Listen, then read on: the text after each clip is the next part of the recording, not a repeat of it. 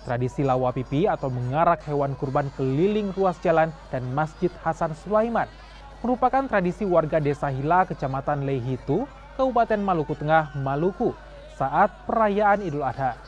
Dalam tradisi ini, ribuan orang datang untuk menggendong hewan kurban secara berkesinambungan serta melantunkan takbir dan salawat saat berjalan mengelilingi Masjid Hasan Sulaiman.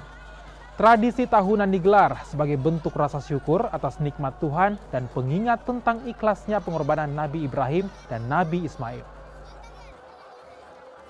Biasa merupakan sebuah tradisi keagamaan turun-temurun yang dilaksanakan oleh masyarakat negeri Hila, Kecamatan Lehitu, Kabupaten Maluku Tengah, yaitu kegiatan lawa pipi atau lari kambing atau biasa dikenal dengan bawa lari kambing.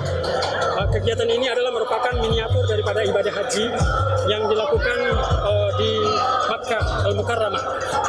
Ketika melakukan kegiatan lawa pipi ini, hampir dipastikan semua kegiatan haji ada pada kegiatan ini, kecuali wukuf. Mulai dari mikat, kemudian sa'i, kemudian dilanjutkan dengan tawaf dan melempar jumrah, semua dilakukan di dalam kegiatan lawa pipi.